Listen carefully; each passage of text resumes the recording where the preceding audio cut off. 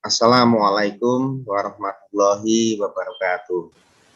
Waalaikumsalam warahmatullahi warahmatullahi wabarakatuh. Selamat pagi anak-anakku semua. Semoga kita semua dalam keadaan yang baik, dalam keadaan yang sehat. Semoga dalam pembelajaran hari ini kita diberikan kelancaran, kesehatan, dan mendapatkan ilmu yang bermanfaat. Sebelum kegiatan pembelajaran dimulai, marilah kita berdoa sesuai dengan agama dan kepercayaan masing-masing. Pak Yuda pimpin, berdoa mulai. Berdoa selesai. Kan anak-anakku, hari ini materi pembelajaran kita permainan tradisional, sifat-sifat bunyi, gagasan pokok, dan gagasan pendukung. Permainan tradisional apa yang ada di daerahmu? Bagaimana cara memainkannya? Hari ini kamu akan mengenal dan mencoba beberapa permainan tradisional. Permainan tradisional yang ke-1 yang akan kita pelajari bersama-sama yaitu benteng-bentengan.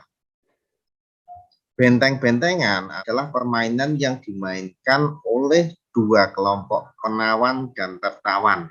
Jadi ada dua kelompok ya. Kelompoknya namanya penawan dan tertawan. Masing-masing kelompok terdiri atas 4 sampai 8 orang yang memiliki satu tempat sebagai markas. Markas atau benteng bisa berupa sebuah tiang, pohon, atau pilar. Dalam permainan ini, kalian akan saling melawan. Jadi antara penawan dan tertawan akan saling melawan. Siapa yang tertangkap baik oleh pihak penawan atau pihak tertawan dari kelompok yang satu, maka kalian akan menjadi tertawan di kelompok tersebut. Contohnya, misal kamu kelompok 1, dan ketika kamu dikejar, kamu tertangkap, maka kamu akan menjadi tertawan di kelompok 2. Dalam bermain benteng-bentengan, teman kalian di kelompok 1 harus berusaha menyelamatkan kalian dan tetap melindungi bentengnya. Yang kedua adalah permainan gubak sodor.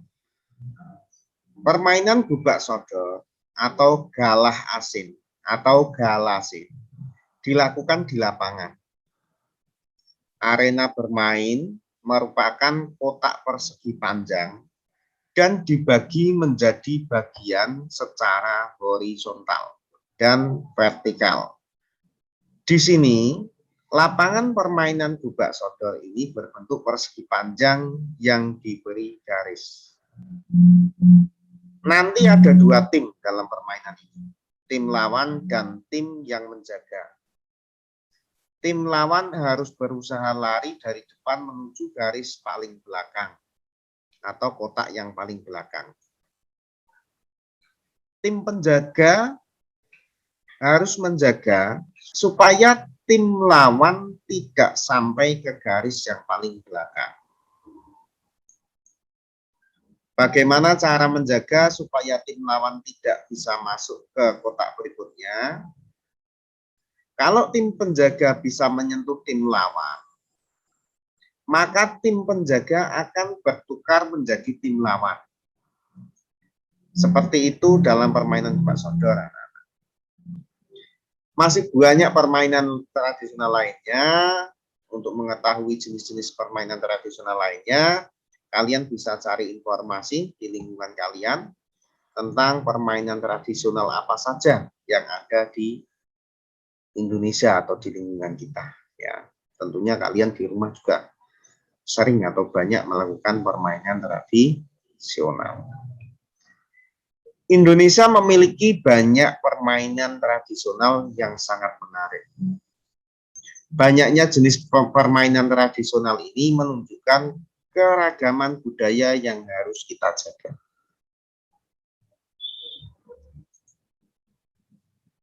Selain memiliki permainan tradisional yang beragam, Indonesia memiliki musik tradisional yang beragam pula. Bunyi yang dihasilkan suatu benda berbeda-beda atau bunyi yang dihasilkan oleh suatu alat musik itu pun berbeda-beda. Demikian pula dengan bunyi yang dihasilkan oleh alat musik tradisional juga berbeda-beda.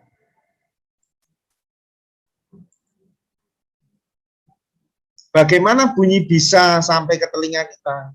Mari kita melakukan percobaan berikut supaya kita mengetahui. Yang pertama, percobaan yang pertama adalah percobaan 1 ini. Tujuannya mengidentifikasi apakah bunyi itu bisa merambat melalui udara. Alat dan bahan yang dibutuhkan, sediakan selang plastik panjangnya 2 meter atau lebih. Langkah kerjanya, pegang salah satu ujung selang dan meminta temanmu memegang ujung lainnya. Dekatkan ujung selang ke telinga.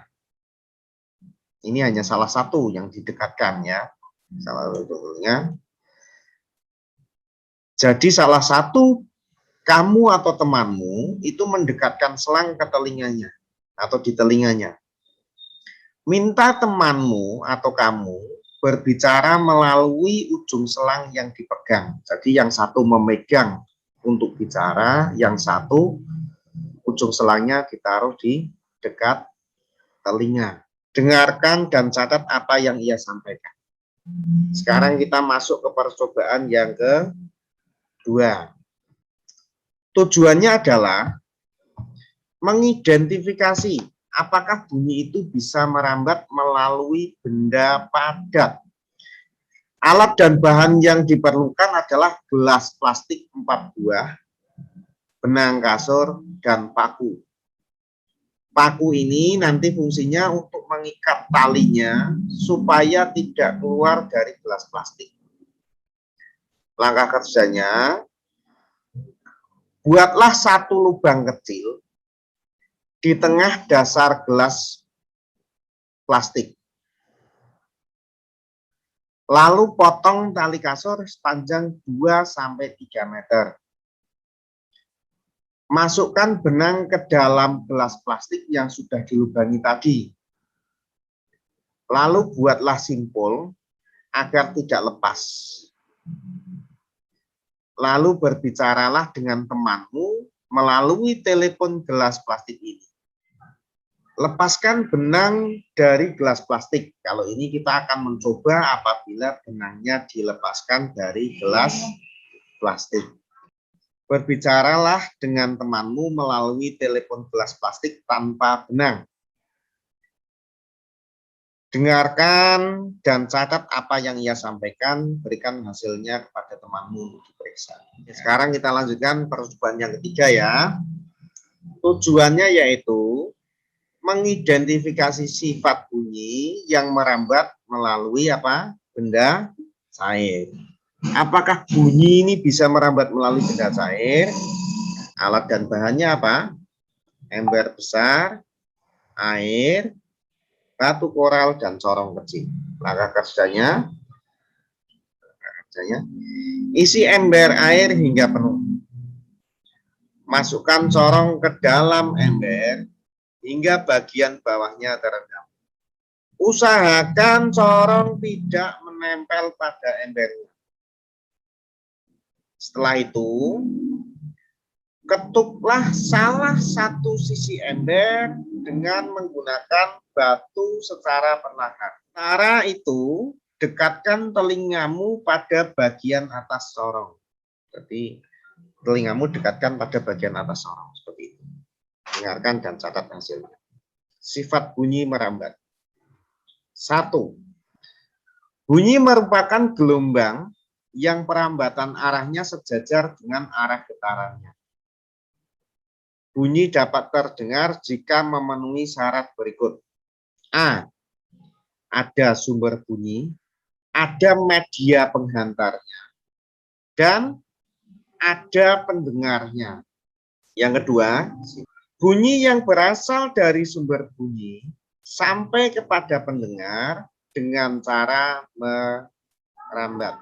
Ketiga, bunyi dapat merambat melalui media perantara. Apa saja? Udara, zat cair, dan benda padat. Bunyi tidak dapat merambat tanpa adanya media perantara. Bunyi yang merambat melalui benda padat dan zat cair akan terdengar lebih jelas dibandingkan bunyi yang merambat melalui udara. Pada pembelajaran sebelumnya, kalian sudah membaca cerita tentang apa? Siap menghadapi musim hujan.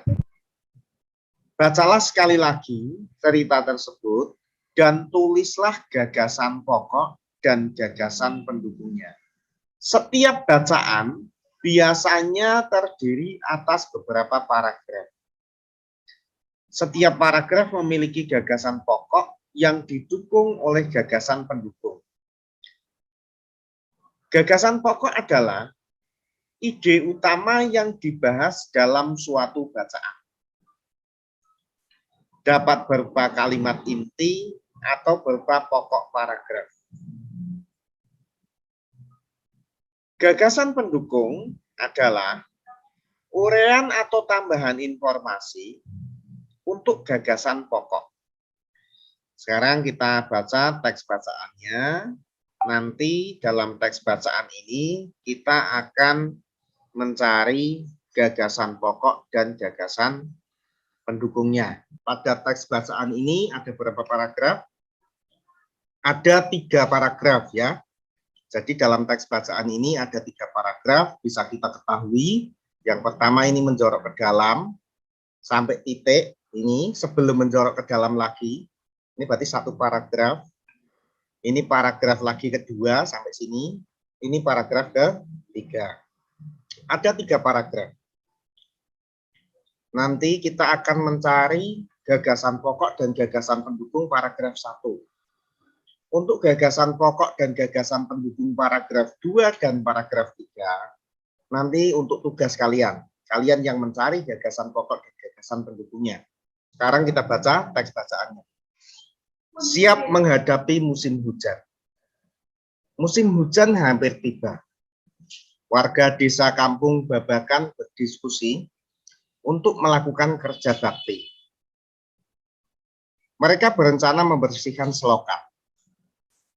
Mereka sepakat, ketika selokan bersih, warga tidak akan kebanjiran. Pagi itu, semua warga terlihat sangat bersemangat membersihkan selokan. Pak Sami dan Pak Udin sibuk mengambil sampah yang ada di dalam selokan. Pak Made dan Pak Udin memastikan saluran selokan lancar. Pak Nur mengambil sampah-sampah dan meletakkannya di gerobak sampah. Setelah acara kerja bakti selesai, warga berkumpul untuk menikmati teh hangat dan pisang goreng. Makanan tersebut dimasak oleh warga ibu-ibu. Mereka senang karena selokan desa sudah bersih. Kini mereka siap menghadapi musim hujan. Nah, teks bacaannya ada 3 paragraf. Paragraf yang ke-1 akan kita cari gagasan pokok dan gagasan pendukungnya. Untuk paragraf 2 dan paragraf 3 nanti untuk tugas kalian. Kalian yang akan mencari gagasan pokok dan gagasan pendukungnya. Paragraf 1 kita amati kembali teks bacaannya. Ini teks bacaan paragraf 1 ya. Musim hujan hampir tiba. Warga desa Kampung Babakan berdiskusi untuk melakukan kerja bakti. Mereka berencana membersihkan selokan. Mereka sepakat ketika selokan bersih, warga tidak akan kebanjiran. Kita ketahui di sini bahwa kalimat yang 1 kita analisis ya. Musim hujan hampir tiba. Warga desa Kampung Babakan berdiskusi untuk melakukan kerja bakti. Berarti kalimat yang kedua ini suatu kegiatan kerja bakti. Ini untuk apa kerja bakti ini tujuannya? Untuk mempersiapkan musim hujan yang hampir tiba. Kalimat yang ketiga, mereka berencana membersihkan selokan. Ini juga membersihkan selokan ini juga untuk mempersiapkan musim hujan yang hampir tiba. Yang kalimat keempat, mereka sepakat ketika selokan bersih, warga tidak akan kebanjiran. Ini juga suatu persiapan ketika selokannya bersih, mereka tidak akan kebanjiran. Ini mempersiapkan ketika musim hujan ini hampir tiba. Dapat kita simpulkan bahwa kalimat kedua melakukan kerja bakti, kalimat ketiga membersihkan selokan, kalimat keempat yakini ketika selokannya bersih, warga tidak akan kebanjiran, itu juga kegiatan-kegiatan mempersiapkan musim hujan hampir tiba. Jadi kalimat kedua, ketiga, keempat ini suatu bentuk antisipasi atau bentuk kegiatan mempersiapkan ketika musim hujan hampir tiba. Berarti bisa kita simpulkan bahwa gagasan pokoknya itu ada pada kalimat ke-1. Kalimat kedua, ketiga, keempat ini merupakan gagasan pendukung yang menjelaskan atau mempersiapkan musim hujan hampir tiba. Jadi gagasan pokoknya ada pada kalimat ke-1, kalimat kedua, kalimat ketiga, kalimat keempat merupakan suatu gagasan pendukung persiapan menghadapi musim hujan hampir tiba. Nah, inilah gambaran gagasan pokok dan gagasan pendukung pada paragraf 1. Musim hujan hampir tiba, ini gagasan pokoknya, gagasan pendukungnya ini. Nanti kalian membuat tugasnya seperti ini, ya. Jadi gagasan pokoknya ditaruh di tengah, gagasan pendukungnya ditaruh di tepi-tepi pinggir ini. Inilah teks bahasaan tadi, ada 3 paragraf. Untuk paragraf 1 sudah kita cari gagasan pokok dan gagasan pendukungnya. Untuk kalian nanti mencarinya yaitu paragraf 2 dan paragraf 3. Tugas ke-1, tentukan gagasan pokok dan gagasan pendukung paragraf 2 dan 3 dalam bentuk peta pikiran seperti di samping. Nanti seperti ini, dimasukkan ke sini ya. Yang kita pelajari hari ini yaitu gagasan pokok dan gagasan pendukung, jenis-jenis permainan tradisional, dan sifat-sifat bunyi. Itulah kegiatan pembelajaran kita hari ini. Ada beberapa materi yang kita pelajari hari ini. Semoga materi yang telah kita pelajari hari ini menambah wawasan, ilmu pengetahuan, dan dapat bermanfaat untuk kita semua, untuk keluarga kita, untuk semuanya, baik saat ini maupun yang akan datang. Anak-anakku, jangan lupa tetap jaga kesehatan, selalu jaga kesehatan, selalu belajar, walaupun daring, walaupun kita pembelajarannya online, kita tetap semangat, kita tidak putus asa, kita tetap optimis. Sama saja antara kita datang ke sekolah dengan pembelajaran online sama. Pak Yuda akhiri kegiatan pembelajaran hari ini. Sebelum mengakhiri, marilah kita berdoa bersama. Pak Yuda pimpin, berdoa mulai. Berdoa selesai. Pak Guru akhiri kegiatan pembelajaran hari ini. Akhir kalam, wabillahi taufiq wal hidayah. Wassalamualaikum warahmatullahi wabarakatuh. Waalaikumsalam warahmatullahi wabarakatuh.